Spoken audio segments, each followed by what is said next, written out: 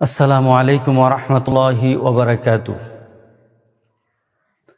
আলহামদুলিল্লাহি রাব্বিল আলামিন ওয়াস সালাতু ওয়াস সালামু আলা সাইয়্যিদুল মুরসালিন মুহাম্মাদ ওয়া আলা আলিহি ওয়া আসহাবিহি আজমাইন। আল্লাহুম্মা আহিল্লাহু আলাইনা বিল আমনি ওয়াল ঈমান ওয়াস সালামাতি ওয়াল ইসলাম। যা দেখি রমাদানের সিয়াম সাধনা রোজা রাখা আমরা আরম্ভ করে দেব ইনশাআল্লাহ। আল্লাহ আমাদের সবাইকে তৌফিক দান করুক, সুযোগ করে দিক, সুস্থতার সাথে আল্লাহ আমাদেরকে কবুল করে নিক। কিছু প্রস্তুতিমূলক কথা বলতে চাই যে এই মাসটুকু আমরা কিভাবে কাটিয়ে দেব। গতানুগতিক বৎসরের মতো তো আমাদের এই রমজান এবার হবে না, হচ্ছে না। প্রস্তুতি কেমন হবে? রাসূল সাল্লাল্লাহু আলাইহি সাল্লাম সাহাবায়ে কেরাম যখন কোনো ইবাদত করতেন, যখন নামাজ আদায় করতেন, সাহাবায়ে কেরামদের থেকে, নিজের বন্ধুদের থেকে, নিজের সাথীদের থেকে এমনভাবে বিদায় নিতেন যেন সে পরবর্তী নামাজ আর পড়তে পারবে না, পরবর্তী নামাজে হয়তো তার সাথে আর দেখা হবে না। একটা চূড়ান্ত আগ্রহ, চূড়ান্ত ভালোবাসা, চূড়ান্ত একটা ঈমান নিয়ে নিজের এমনভাবে আবাদত করতেন যে আবাদতটা তার জীবনের জন্য শেষ আবাদত। আজকে এই মুহূর্তে আমরা চিন্তা করতে পারি যে আমাদের জন্য যেন এমন আবাদত হয়ে যায়, যদি জীবনের আর সময়টুকু বাকি না থাকে, আল্লাহ যেন একটা মাপ পাওয়ার একটা সুযোগ আমাদের জন্য করে দেন। এমন মানসিকতা নিয়ে যদি আমরা এ মাসটাকে পালন করতে পারি, আল্লাহ আমাদেরকে দুনিয়াতে সম্মান দিবেন, মর্যাদা দিবেন, আমাদের ঈমানকে আল্লাহ সুবহানাহু ওয়া তাআলা বাড়িয়ে দিবেন এবং আখিরাতে আমাদের এই সিয়াম সাধনার জন্য চূড়ান্ত ফয়সালা এমনভাবে দিয়ে দিবেন যে সবার জন্য বিচার আরম্ভ হয়ে যাবে। আল্লাহ সুবহানাহু ওয়া তাআলা শুধু রোজাদারকে ডেকে বলবেন, আস-সাওমু লি ওয়া আনা আযী বিহি, যে বান্দা আমার জন্য রোজা রেখেছে, আমার জন্য না খেয়ে থেকেছে, কষ্ট করেছে, নিজের মনের চাহিদাকে পূরণ করে নিয়ে নিজেকে পরিবর্তন করে নিয়েছে, আজকে আমি আল্লাহ নিজ হাতে তাদের সেই যাজা দেব, তাদেরকে আমি ফল দেব। সেটা তো আরম্ভ হয়ে যাবে আমাদের আজকেই।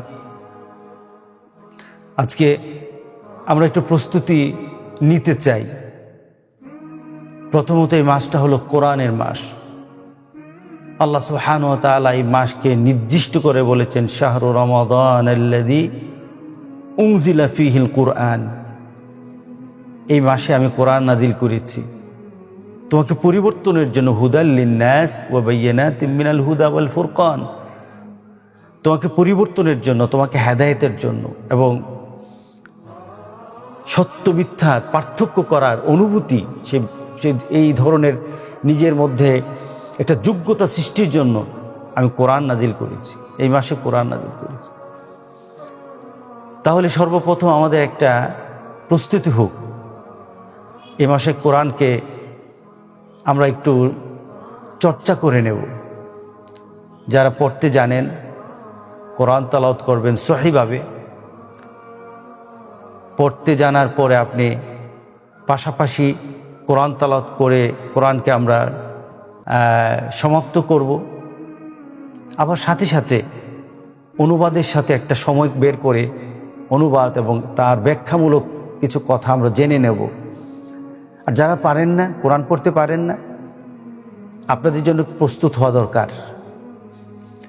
কারণ কাল হাসরের দিন আপনি আল্লাহর সামনে দাঁড়াবেন। আল্লাহ সুবহানাহু ওয়া তাআলার সামনে এমন কিছু বান্দা দাঁড়াবে, আল্লাহ বলবেন, ইকরা ওয়ারাত্তিল ওয়ারতাকি, বান্দা তুই কোরআন পড়, তার তিলের সাথে কোরআন পড়, আর জান্নাতের ধাপগুলি, স্টেপগুলি পার হতে থাকো। আল্লাহ সুবহানাহু ওয়া তাআলা সুযোগ করে দিবেন, আপনি কষ্ট পাবেন না, আপনার জন্য বিপদ হয়ে যাবে না। আপনি কি কোরআন কেন পড়তে পারবেন না? আপনি নিজেকে প্রশ্ন করেন। আপনি কি বলেন, আপনি কি এই কথা বলবেন যে আমি পারি না? আপনি অনেক কিছু পারেন, কোরআনের বেলা শুধু বলেন পারি না, এটা আপনার মর্যাদা হবে না। সুতরাং আমরা যারা আমাদের মাঝে যারা পড়তে জানে না, আপনারা সহজভাবে ব্যবস্থা করে নেন।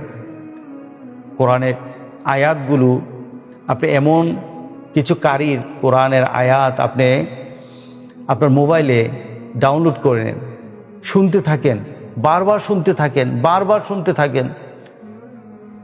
সামনে কোরআনটা ধরুন, বারবার পড়তে থাকেন। আপনি পড়তে জানেন না, কারো থেকে পড়া শিক্ষা আরম্ভ করেন। রাসূল সাল্লাল্লাহু আলাইহি সাল্লামের কাছে একটু এসে বলে, ইয়া রাসূলুল্লাহ, আমি তো কোরআন পড়তে জানি না।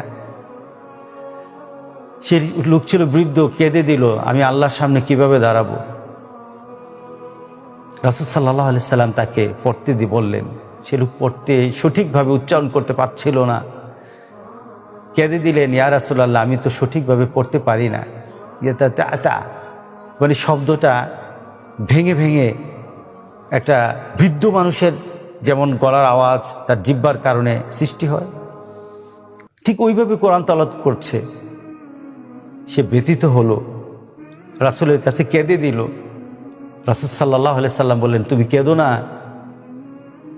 তুমি যে এই বয়সে চেষ্টা করছো কোরআন শিক্ষার জন্য, তোমার ভুল হোক, তোমার প্রচেষ্টায় তুমি যতটুকুই আগাতে পারো, যতটুকুই তুমি আগাতে পারো, আল্লাহ সুবহানাহু ওয়া তাআলা তোমার এই চেষ্টার কারণে আল্লাহ সুবহানাহু ওয়া তাআলা তোমাকে ডবল সওয়াব দান করে দিবেন, মর্যাদা দান করবে, তোমাকে ডবল মর্যাদা দিবেন আল্লাহ সুবহানাহু ওয়া তাআলা।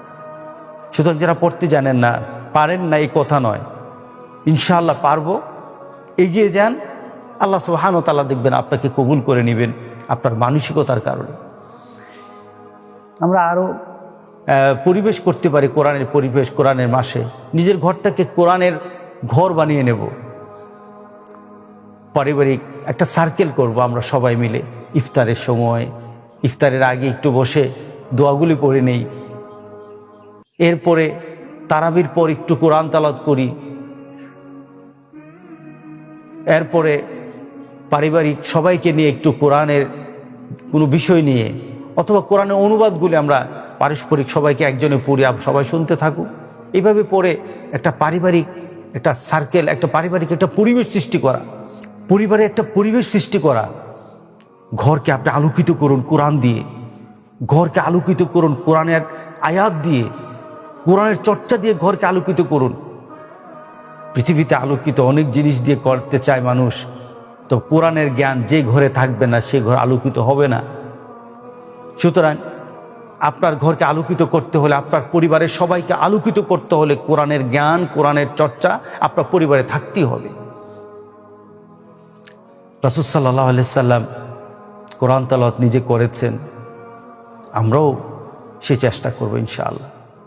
দ্বিতীয়ত, আমরা হাদিসের উপর চর্চা করতে পারি। প্রতিদিন দুই একটা হাদিস আমরা নিজেরা পড়ব, অনুবাদ সহ পড়ব। কেউ যদি আরবি টেক্সট পড়তে পারেন, আরবি টেক্সটটা পড়লেন, অথবা না পড়তে পারলে আপনি অনুবাদটা পড়েন। অনুবাদ পড়ে আপনি আপনার পরিবারের সবার সাথে এই বিষয়ে কথা বলেন যে আজকে হাদিস এটা পড়েছি, এই হাদিসটা পড়েছি। তাহলে আপনার কি হবে, রাসূল সাল্লাল্লাহু আলাইহি সাল্লামের একটা সুন্নত আপনি আদায় করে নিলেন। রাসূল সাল্লাল্লাহু আলাইহি সাল্লাম বলেছেন, বাল্লিগু আন্নী ওয়ালাউ আয়া। একটা আয়াত হলো, একটা ছোট আমার হাদিস হলো, একজন আরেকজনের থেকে তোমরা এই কথাগুলি জানিয়ে দাও, পৌঁছিয়ে দাও, আমার কথাটা আরেকজনের কাছে পৌঁছিয়ে দাও। আপনি রাসূল সাল্লাল্লাহু আলাইহি সাল্লামের দেওয়া দায়িত্ব পালন করতে পারছেন। আপনার পরিবারই বলেন, আপনার স্ত্রীকে বলেন, হয়ে যাবে, আপনার ছেলে সন্তানকে বলেন, হয়ে যাবে ইনশাআল্লাহ। একটা সুন্দর পরিবেশ হবে। তা হাদিসের উপর চর্চা যদি আপনি করতে থাকেন, একটা দুইটা করতে, তাহলে দেখা যাবে এই মাসের পর আপনার জ্ঞানের সম্ভার বেড়ে যাবে, হাদিসের চর্চা দিয়ে বেড়ে যাবে। এরপর আমরা যে আমলগুলি করতে পারি, রমাদানে মাসনুন দোয়াগুলি শিখতে থাকব, যে দোয়াগুলি আপনার প্রতি মুহূর্তে দরকার। রাসূল সাল্লাল্লাহু আলাইহি সাল্লামের জীবনে প্রত্যেকটি মুহূর্তে, প্রত্যেকটি ক্ষণে ক্ষণে দোয়া ছিল। আপনি দোয়া করতে শিখুন, দোয়াগুলি শিখে যান।